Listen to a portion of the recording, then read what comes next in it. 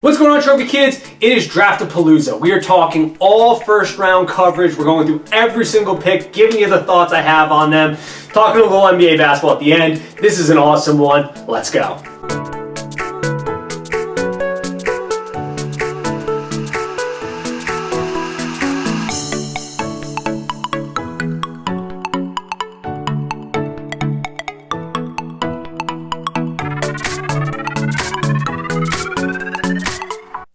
Trophy Kids presented by Bad News Media. It is Friday, April 28th, and the first round of the NFL draft has concluded. I mean, what an awesome draft. Everybody who said it stunk was just being lazy about their analysis on this draft. I said that going into this draft.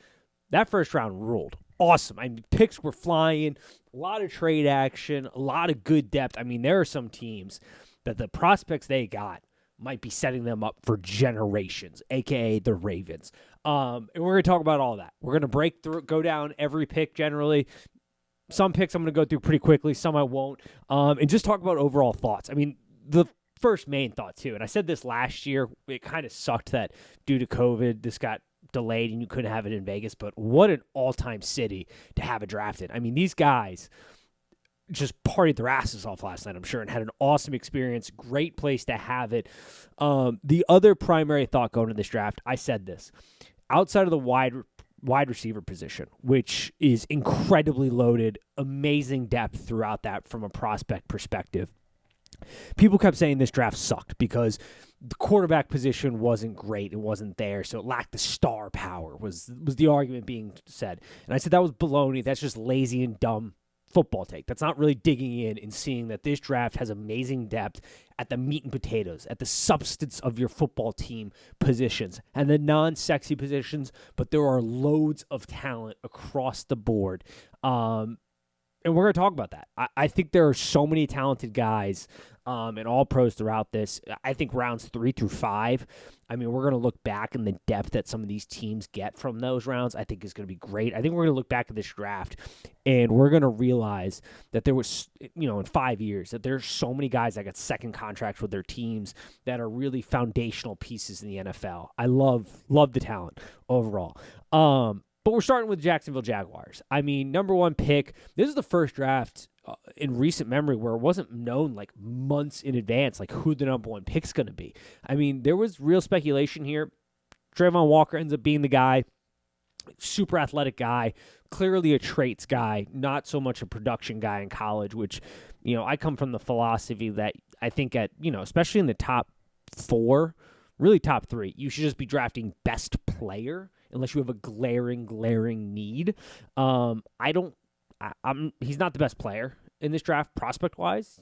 He might end up being, but I have my concerns there. I think he'll be a fine football player. He oozes talent, raw talent, but the production value is kind of, it's off-putting, to say the least. I mean, he was on arguably the greatest college defense ever. He was getting a lot of one-on-one matchups, and he didn't win those a lot. I mean, we're going to talk about one of the guys who I think is one of the best football players in this year's draft, in Evan Neal. And, he got one-on-one matchups, and Neal put him away pretty soundly on a lot of those in that Alabama-Georgia game. So, interesting pick. Could very well work out, but it was an interesting first pick. And then the Lions. I mean, can we clap it up for them? This organization did not overthink this pick. Is Adrian Hutchinson the best football player, the best prospect? I don't know. Probably not in my opinion. But is he a guy that when we look, there's two school of thoughts, the traits guys and the production guys. Is he kind of the best mesh out of all of it? Yeah, I would say so. He's got some really solid traits. He's not like the most athletic edge rusher there is in this draft, but he doesn't have to be. He's memorized some really good moves down. He got great production. He's an absolute workhorse bell cow guy. He's going to be reliable. He's a guy that no matter what is going to make a living in this league, I think. His downside floor is pretty high. Like his production value, regardless, I think in the NFL is going to be pretty good. They didn't overthink it. I mean, he's a Michigan guy staying in the state of Michigan. They didn't overthink this pick. They got a quality here. I think, no matter what, you're getting a return on this pick, and that's what it's all about. Love the pick. Then Derek Stingley First surprise of the draft. First, like, oh, we're cooking with some gas in this draft this year. Interesting pick. I mean, we all know that first season was remarkable. There's game film, or not game film, practice film of him being matched up against Lamar Chase and locking him down. Had a phenomenal freshman season. Then he had the COVID opt-out, then he got hurt next year. This is a guy, high risk, high reward. I mean, he could be in a league that is ever evolving, in a league that is going more and more towards passing, obviously, and the evolution of passing. That you really are going to have to focus a lot of resources and talent to getting great coverage guys. He's the ultimate boomer bust. Is he the best corner, I think, in this class? No. Right now. But does he have the potential to be the best? Absolutely. I mean, his talent is there, clearly, obviously. It's a risky pick, but I like it. The Texans, they put their balls on the table and said, let's go. Let's roll here. And then follow that up with the Jets, who had a fantastic draft, getting who I think is the best corner in the draft, in Sauce Gardner. Great pick by the Jets. This is a quality pick. I love Sauce Gardner. I like Sauce Gardner. I mean, think about this, folks. It's been said and repeated all the time, but I don't think we can repeat this stat enough. It is mind-blowing that this is a legit stat from a college cornerback playing the second hardest position in the sport to have this stat in over 1,000 snaps. His entire career in college, never once gave up a touchdown. Not one time. That is, like, I still can't wrap my head around it, no matter how many times it's been said. This past season didn't let up a single reception over 13 yards. This guy has, sure, he maybe isn't the biggest corner, and I do like kind of the big corners, but he's got long arms. He's going to be able to play various different forms of coverage. He's great oily hips, flips them real quick. Great prototype NFL corner. Going to a defense with Robert Salem, like, this is a Jets team that I said, they're in a window of opportunity with their new head coach and all the picks they have to really change the fortune of this franchise. And this is a building block this year to really plant that flag saying we're going to be different. I think this is a great prospect, great corner. Love the pick. And then pick number 5 comes in the Giants, a team that for the last couple years couldn't hit the broad side of the barn. I mean, if they were standing in the ocean and they tried to throw a rock into it, wouldn't hit. I mean, they'd find a way to throw it up on the beach when it comes to drafting players here. Kayvon Thibodeau, take the edge. Another boomer bust guy. I mean, I think the argument over his love for football has been a little overplayed. I mean, this is a guy who got injured in the Ohio State game. Could have easily said, you know what, I'm going to be a top 5 pick, top 10 no matter what probably.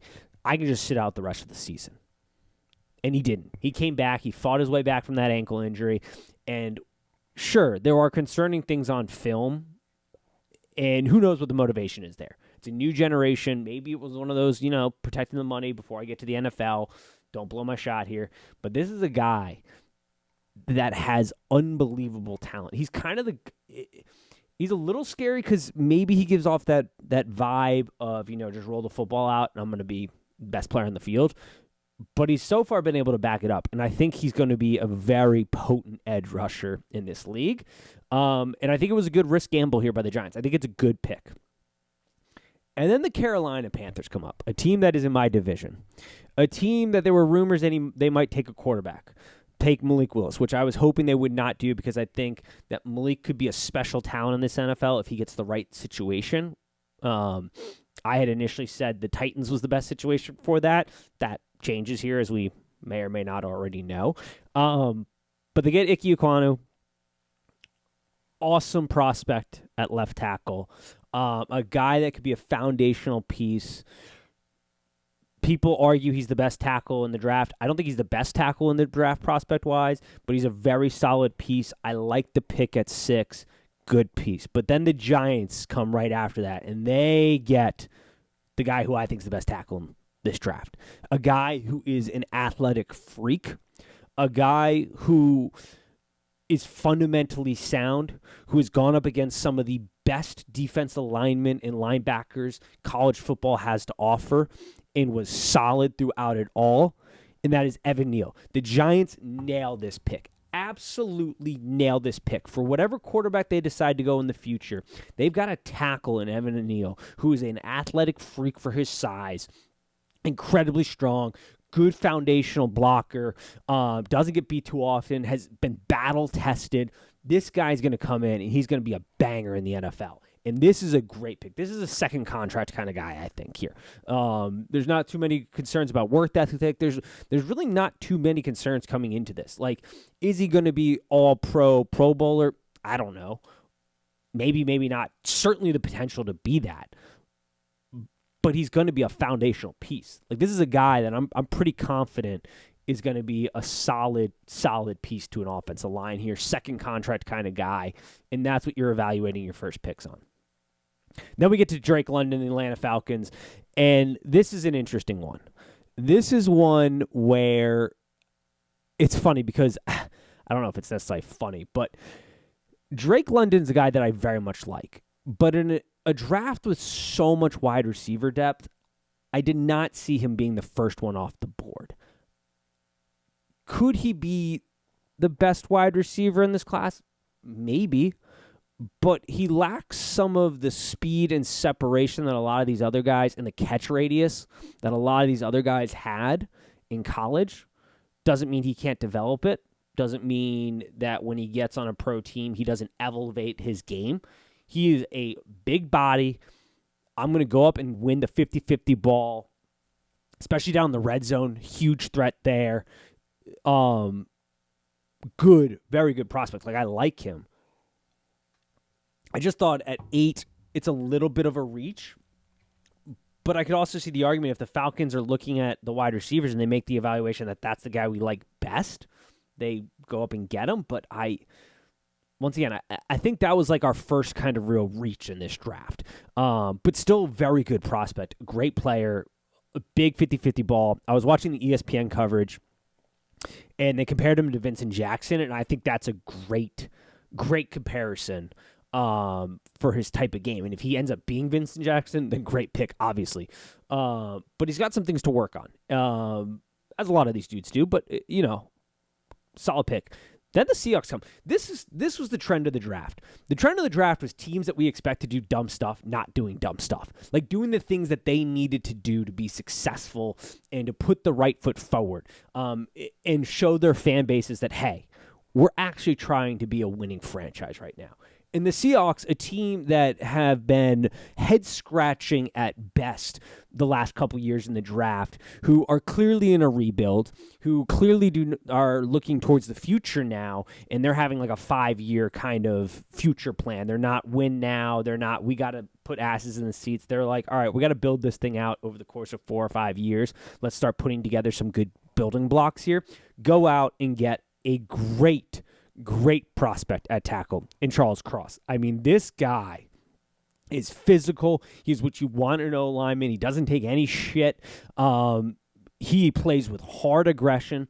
Got some things to clean up, but, they're going to clean that up. This is an offensive line that has been held together by bubblegum and duct tape for the last couple years. I mean, Russell Wilson finally leaves, and they're like, hey, we had this awesome quarterback, didn't try to protect him at all. Now let's go try to protect whoever Drew Lock or whoever we're going to have starting next year.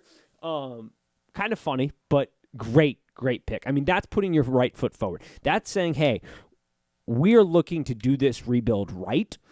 Let's go out and get the best tackle on the board left right now, and let's start kind of building some blocks. Let's get an attitude to that offensive line. Let's get a guy who's going to elevate the play there, who isn't going to take a lot of shit, who's going to be aggressive in this league, who's kind of a man's man, super athletic. Love the pick. Now the wide receivers that I really start falling off the boards. We get quick back-to-back picks here. Garrett Wilson, Chris Olave, Jameson Williams. I mean, studs prospect. Jameson Williams, you get the Lions, giving a good. I thought the Vikings won that trade. I know Viking fans are a little upset. I thought the value return that they got was very good. They're going to pick real close here in the second round. I think they, early might win this pick. Now, Jameson Williams might be phenomenal. The ACL injury, nowadays players recover, but that's always a little bit of concern when you tear that so early. And, I saw some things about how that was sort of due to the field, obviously, but also the way he runs and things like that. That could be a little bit concerning, but he's the guy that has the biggest potential upside here, this wide receiver class. Had pre-ACL tear, he would have been probably a top 5 pick. This guy is insane. Chris Olave, who expands his catch radius like very few wide receivers do in college football. This guy, as long as you get the ball within spitting distance, is coming to get it for you. Awesome player. And then Garrett Wilson, another great. At one time, all 3 of these dudes were on the Ohio State wide receiving core depth chart. Williams obviously goes to Alabama.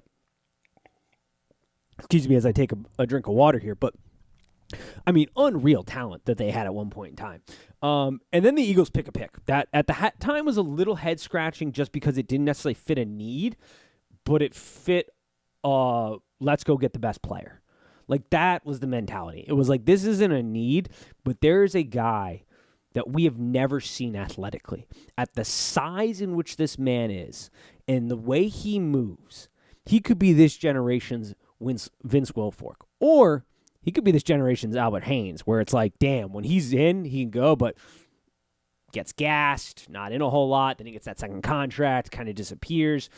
That's what you potentially get with Jordan Davis. You got like Vince Wilfork, just a stud, problem in the middle. This dude is a problem. If he gets some conditioning under him, we've never seen a football player at this size move the way he does. He is a freak of nature. And yes, it was not a need for the Eagles, but it was the mentality of let's go get the best player. And I bet that's because of the trade they had planned in their back pocket, which clearly had been being planned for a while and was basically a done deal because they had a contract ready to go right away. But that's what this pick signals. It's a great pick. I do think he is going to be a freak of nature. The conditioning's a little concerning because he got gassed, and there's tons of clips of him just giving up on plays. He gets that a little underneath, but because it's not a need too, you can rotate him in and out with that defensive line. Like, this is a good depth pick. Then we get to the Ravens. I don't know how the league let this happen. The Ravens here put on a masterclass of how to execute the draft. They go out and get Kyle Hamilton, who I compared to this generation's potential Ed Reed. Like, he is a game changer at safety in a league which we just talked about, where passing is becoming more relevant, where you're going to have to put together a ton of resources in the defense of guys who can cover and be erasers, especially in the AFC where the quarterback play is just so high level. They go out and get Kyle Hamilton, who is unbelievable. I know people got shied off because of that 40 time he ran at the combine. His pro day wasn't great, but this is a man you put on the tape is an eraser on the field. He can do so many different things. He is a Swiss Army knife. And if I remember correctly, there were some concerns about Ed Reed's speed too.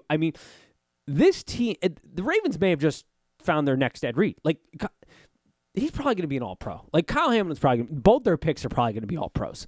They absolutely executed this draft at the highest of levels.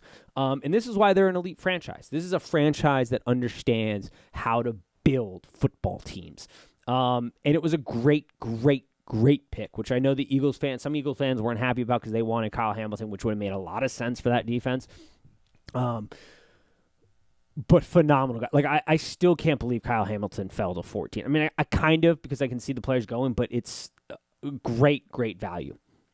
And then the Houston Texans, another team that's made some baffling decisions, go out. And this was another position that I said had huge draft. The interior linemen in this draft, there are going to be a handful of them that are around this league for a very long time. The interior offensive line position, guard and center in this draft class, is loaded with depth. There are so many talented guys. And Kenyon Green, I had him extremely high. This is a man that plays downhill, aggressive inside. You are not going by him. This is another foundational piece in our offensive line. This is a phenomenal prospect. Uber talented, needs some work and some coaching, but is a guy that, like, this is just another by the Texans. Great pick.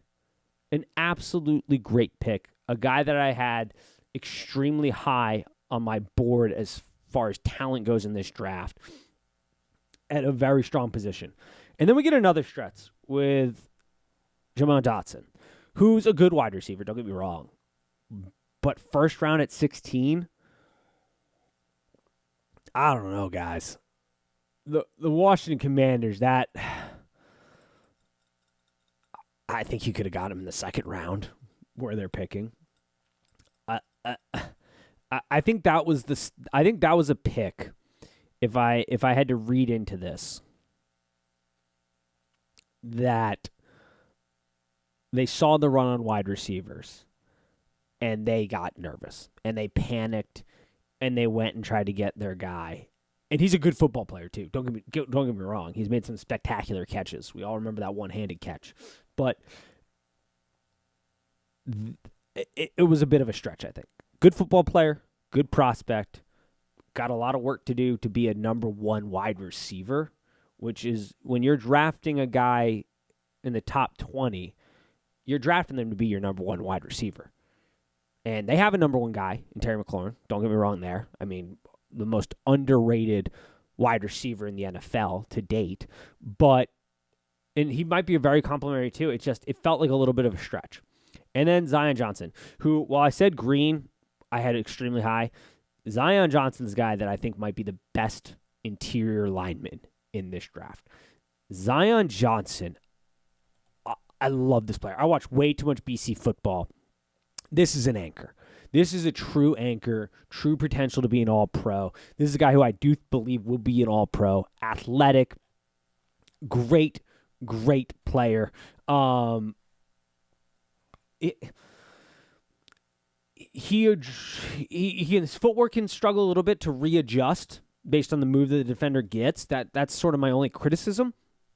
But he's my favorite interior lineman. Outside, well, I guess Lyndon Ball, he's a center. But when we're talking potential guards here, tackles, I love Zion Johnson. This was a great pick by the Chargers. The Chargers have now put together two great masterclass first rounds. They are building the Chargers are a dangerous franchise right now. Like, this is a team that understood the assignment and went out and got it. They said, we nailed the draft last year with Slater. We're going to put Johnson right next to him, and we now have sealed off that part of the line like the Hoover Dam. Like, that line ain't leaking. That side of the line is going to be pristine. This was a great pick by the Chargers. My favorite interior lineman outside of Lindenbaum. I think this dude's a stud. Great pick by the Chargers. Then we have the surprise of the draft because the Titans traded away AJ Brown, and they draft his replacement here. And this was a head scratcher because they trade to the Eagles to move up, and they give away Brown. And take a sip of my water for this one. This is a pick I do not understand. I do not understand the philosophy as an professional organization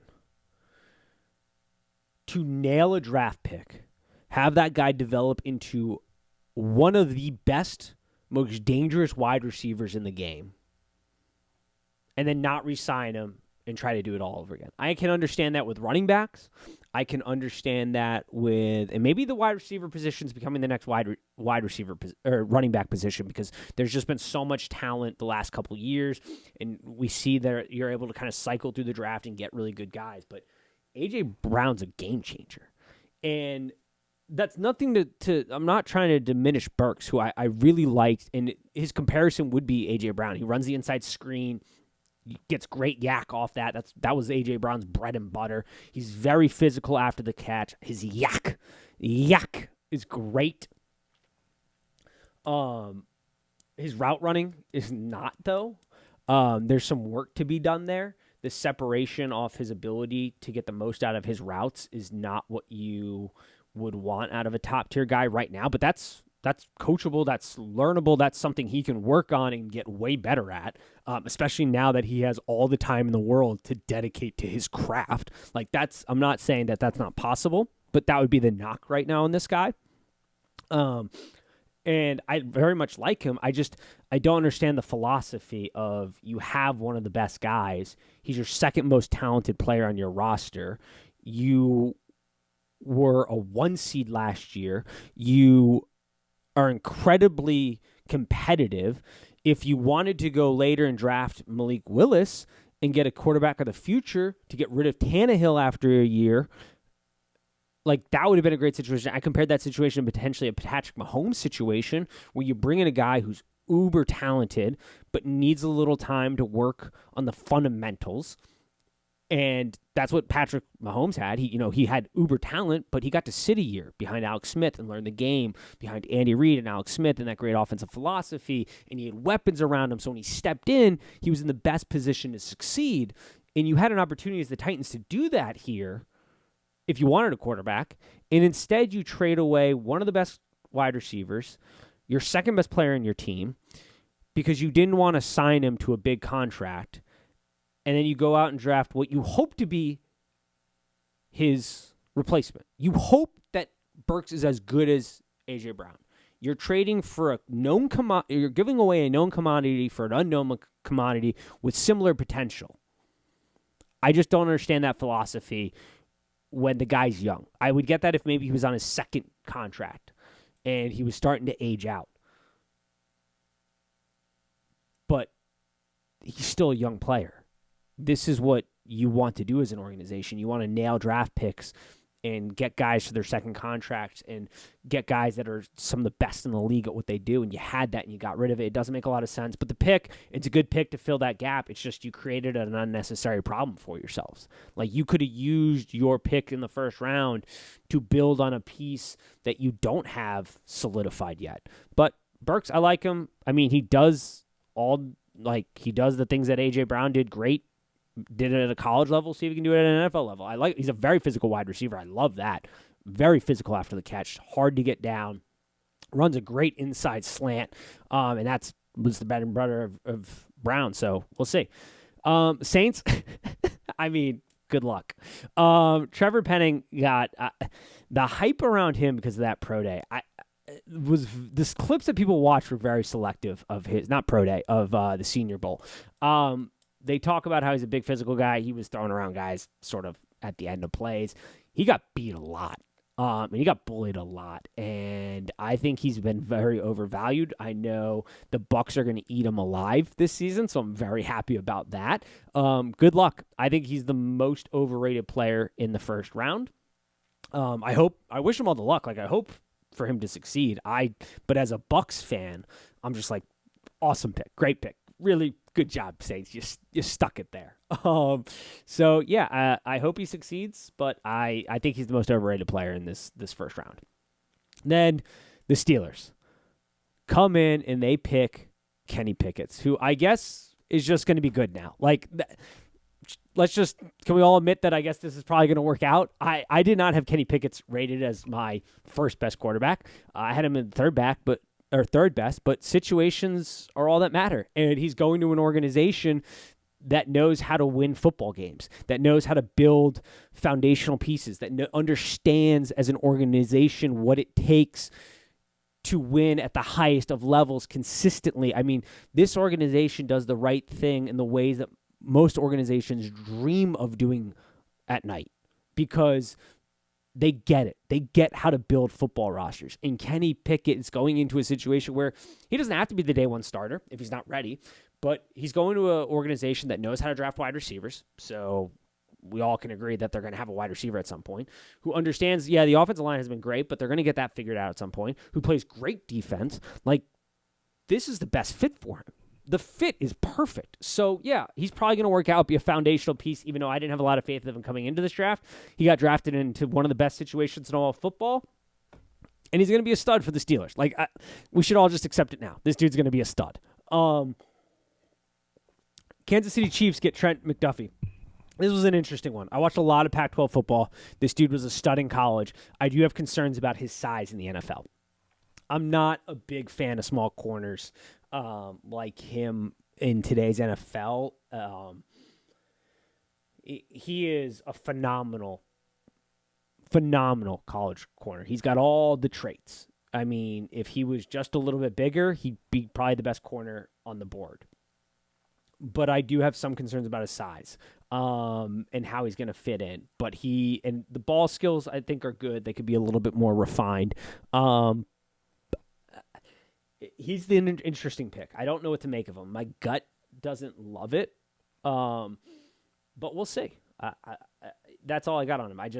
My nervousness is around size, and that's it. So honestly, if that's the only concern, that's pretty good. I mean, we know that there are corners out there who are not the biggest in the world who have played phenomenal football and can be locked down. So, that's the only concern on my part is I know the guy can play. I know he's extremely talented at the corner position. It's just, will that size be an issue for him in the NFL? And we don't know until we start playing games, but that's my concern with him. Packers pick up very quality linebacker, Quay Walker. I mean, I guess they just don't care what. Maybe this was just they're spiting Aaron Rodgers at this point for the drama that he's put them through. Like, they're just sticking it to him and don't care about ultimately winning a Super Bowl here. Or they're looking far into the future, because while Walker is not the best linebacker on that Georgia defense, he is an incredible NFL linebacking prospect. He does everything good. Like, he wasn't my favorite linebacker drafted in this first round. We're going to get to that guy in a little bit here. But he does everything good from what you want from a linebacker. So I think he's another guy, second contract guy. Even if he's not like a stud, he's going to be good enough that you don't have to worry about that position. Essentially, is sort of where I put his floor at. Like, he's just a solid guy, solid pick. It's just funny that they refuse to get Aaron Rodgers any help. Buffalo, this is a high ceiling guy. This is a guy in Kylum, I forget how to pronounce his first name, who at times you can see the ability to be an all-star corner. He's got the size. Love the size on him. He's got the athletic traits. The problem is at times he gets a little lost in the sauce. And what I mean by that, not the actual drinking sauce, but he gets kind of lost in his own ability. And he gets spooked off the line, and then he's playing catch-up, and he's grabbing a lot. He gets very handsy, and because he's playing out of position. His technique off the go at sometimes isn't good enough.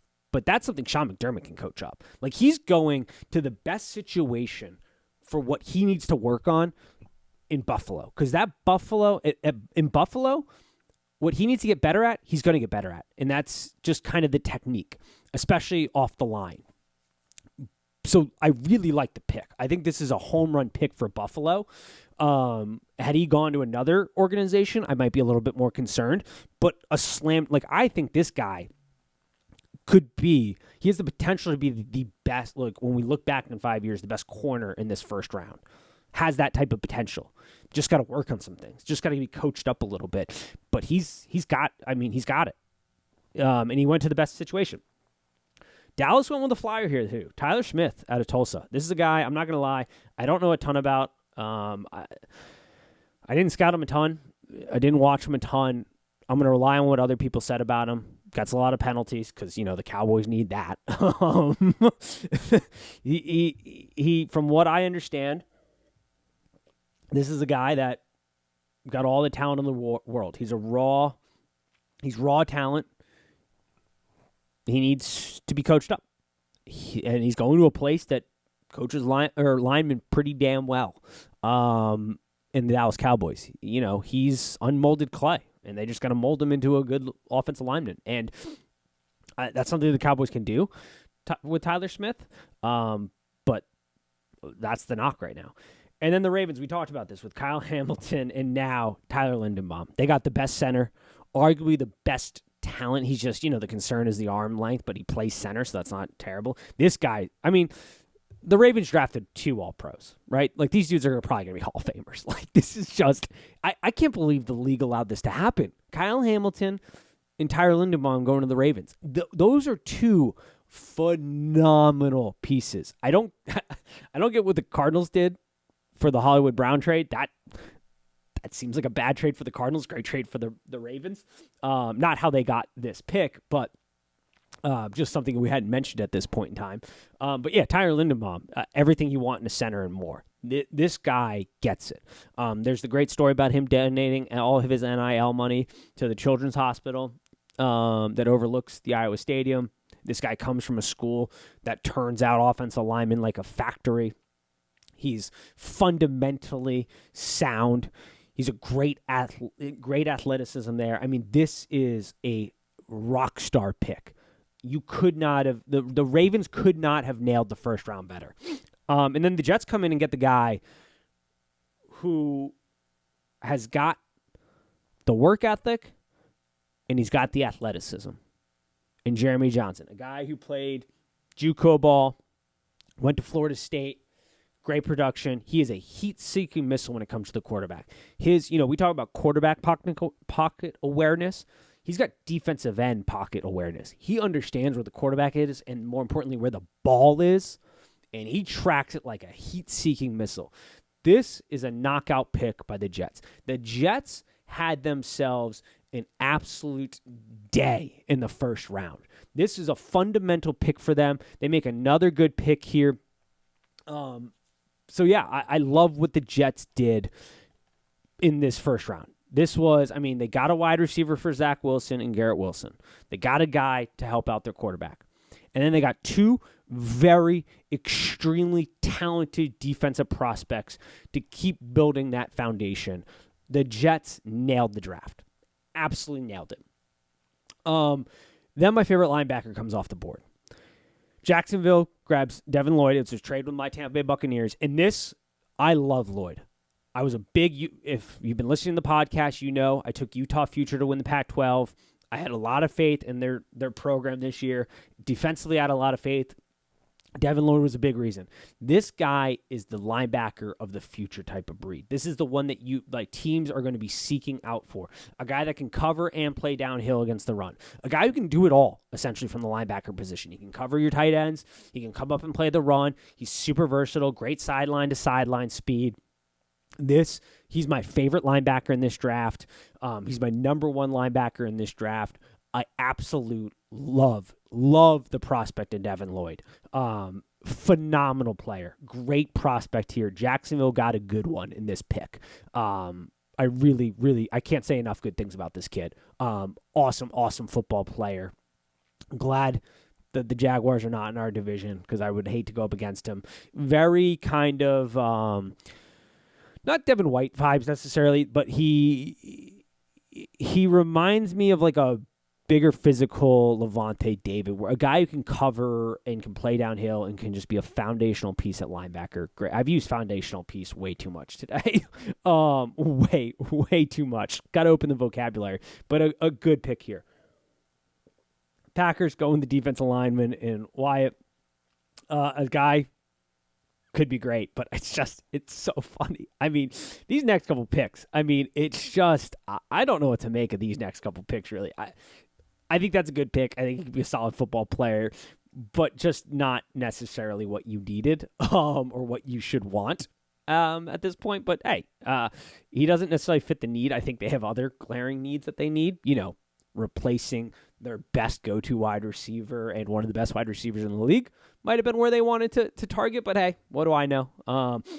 Patriots go with a flyer here, Cole Strange. Everybody thinks he'll be good because it's the Bill Belichick effect. We'll see. I don't know. I think we're giving Bill Belichick at this point too much credit. Hell of a coach, obviously, but in the first round, draft picks, it's been interesting. This guy, I got nothing on him. I hope he works out. Bill's draft. Bill knows how to coach linemen, so the fact that he's the pick came from the offensive line, that's good. George for the Chiefs and out of Purdue, great college defensive end, workhorse type of guy. I I don't think he's going to be great on the edge. I think you're going to stick him inside more often than not. I'll be interested to see how they utilize him. Interesting pick. And then the Bengals. Bengals get a great pick here. This in a league where they know that they're going to have to shore up their pass coverage. They have to get better in their secondary. This is a league that is just going more and more towards the passing offense. They play in the AFC, which I already said. The quarterbacks are just so damn good, so elite across the board. You got to get better. And they get Daxton Hill, who isn't the best safety, but he might be the best overall secondary player. I mean, this kid is a football player. He is amazing to watch. He is a Swiss Army knife utility player. They're going to be able to play him in the middle of the field, match him up against, he is a little undersized, but he doesn't play undersized. Very physical, sure tackler, very quick. Him and Jesse Bates in the middle of the field, they're going to create a no-fly zone. This was a great pick. You can fit him at a bunch of different positions across your secondary. Awesome pick for the Bengals here.